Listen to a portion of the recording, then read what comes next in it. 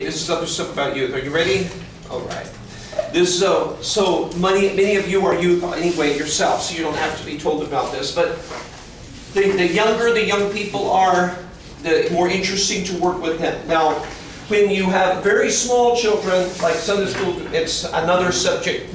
So we're not going to talk about that now. But so we're talking about youth ministry, not children's ministry at this moment. So. Some young people, when they are able to start driving, and they try to, if their father has a vehicle, they want to bring the vehicle back. Let us say we are talking about a car, just to use the illustration. Let's say we're talking about a car, and the young person always wants to bring the car back with an empty fuel tank. And so, one time the teenager is sitting in the house, watching TV, and the father walks by and says, "Come here." He says it that way, "Come here." The teenage boy, you know what this is like, huh? So then he says, "Now, I know I have done something wrong, but out of the 100 things which I have done wrong today, I don't know which thing he wants to talk to me about." So I'm trembling, because I know sometime he will hit me, and he is able to time his hit so that just when you relax, that is when he hits you. So he says, he takes you out to the car. He says, he says, "How do you know what this thing is?" And he says, "Yes, it's a car." Son says. And the father says, "Good. Now, do you know how to start it up?" And he says, "Yeah, you turn the key and you step on the gas, the petrol." He says, "Oh, you know about petrol, huh?" Okay. So he says, "So now I'm going to, how do you put the petrol in the car?" He says, "What do you do? There's this thing, you open this and you pour it in there." He said, now the father says, "I'm taking this off." And he unscrews the lid. And he takes his son's head and he puts it there. He says, "Take a deep breath and tell me what you smell." He said, "I don't smell anything, Dad." He said, "That's right, because there's no petrol in the car." He said, "Now last night you had the car, right?" "Yes, yes, yeah. You better, you're right, you had it. Your mother didn't have it. I didn't have it. The dog did not have it. You had the car. And you brought it back here and empty." He says, "Now the thing that makes me angry," the father says to the son, "is some teenagers think their father is so stupid that the father will turn the key and start the car and run out of petrol just trying to start the car. And the father will say, 'Oh, I ran out of petrol trying to start the car.' And he said, 'But you think that I am so stupid that when I get in the car and I close the door, then I will say, 'Oh, I ran out of petrol closing the door of the car.'" So he says, "If you think I'm so stupid," his father talking to son, he says, "Don't give me these little examples. Say to my face, 'Father, you are so stupid.' Just say that. Don't do these little things. Don't bring the car with no petrol back. Just tell me I'm stupid." Oh, then, no, Dad. No, he's now. Don't cry, because your mother is not going to come and rescue you. Your mother will be here. So don't cry, because I'm going to hit you anyway. So, well, the father says, "Oh." So this is one of the situations of being a teenager and teenagers using resources and not being responsible, trying to use all the petrol, and then he brings the car back empty, and the father. Now, I stayed in a house, border in a house in Scotland, and the family that I was staying with, they were kind enough to let me borrow their car from time to time. So because they allowed that, I did not have to rent one.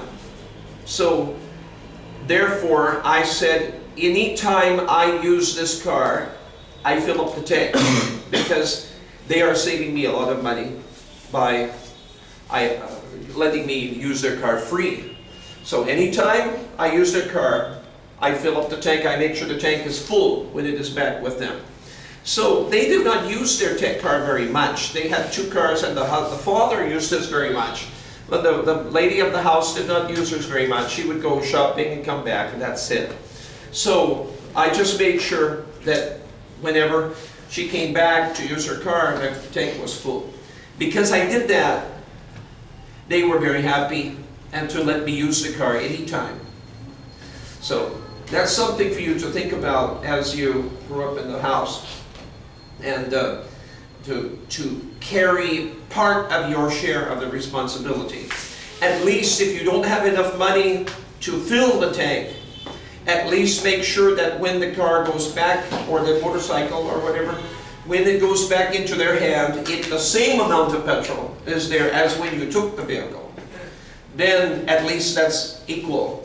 But you should, if you can, you should do more than that, because after all, you are getting the use of the car free.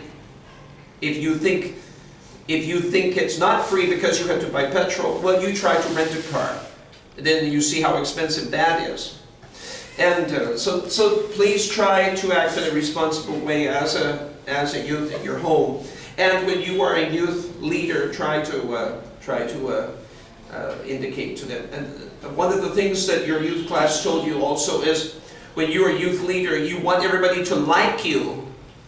But it is less important that they like you than that they respect you as their youth leader. If they think you're a cool guy, but they don't think you're very spiritual, how will they follow you? You know. So it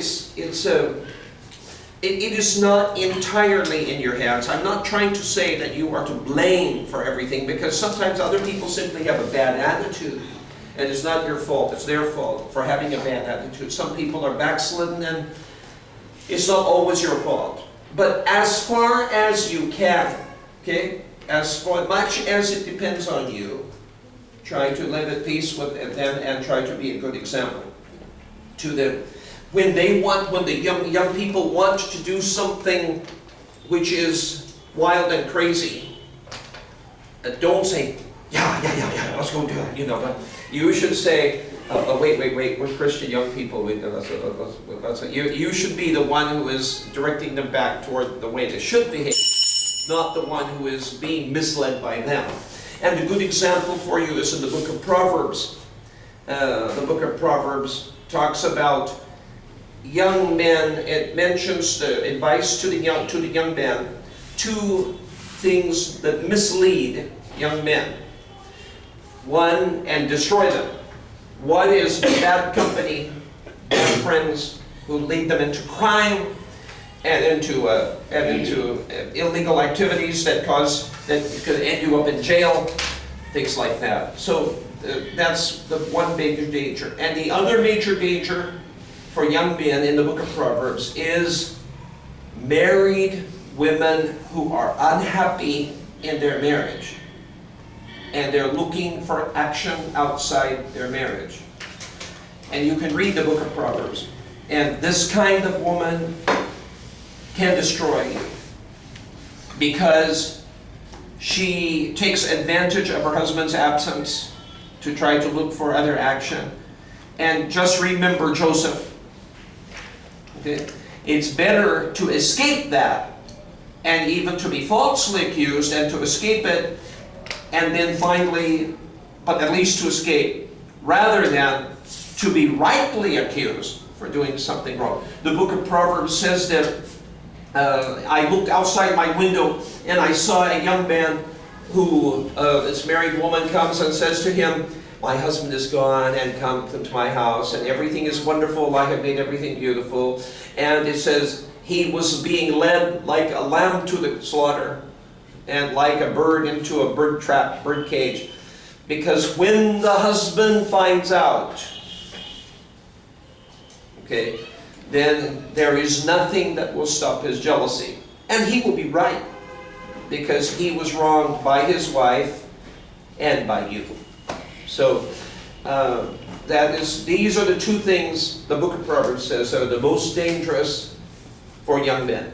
So just remember that, and flee from that, like Joseph fled from it. And Paul tells Timothy to flee this kind of thing. It happened to me once that somebody was after me, and I didn't at first realize what was going on. And then when I found out what was happening, then I tried to direct her toward the church and everything. But and away from me. One of the things when you become a pastor and you counsel people connected with this same subject is that it's not necessary for you as a man to counsel everybody. Paul says, let the older women teach the younger women. So if women are seeking counsel, simply have somebody in your church who is a Christian woman and tell them to go to her for their advice. Then you are out of the picture, because then you are not involved with that. Because some women are constantly hungering after. Some women have terrible marriages. Their husbands are very cruel, and when they talk to you and seek your guidance, and you are a kind person, and their husband is cruel, you see, and they are attracted to kindness and gentleness. The problem is they can fall in love with you, and they're married, and then you have a problem. So it's better for you to find a woman in the church who they go and say, talk to her and seek advice from her, please. And you can give advice. You can teach the ladies, all the people in your church, Christian principles that commend the women, the congregation, and you develop the congregation. Then these old women who aren't developed Christians, they can do the one-to-one counseling with people who need it, and that helps saves you from trouble. Okay?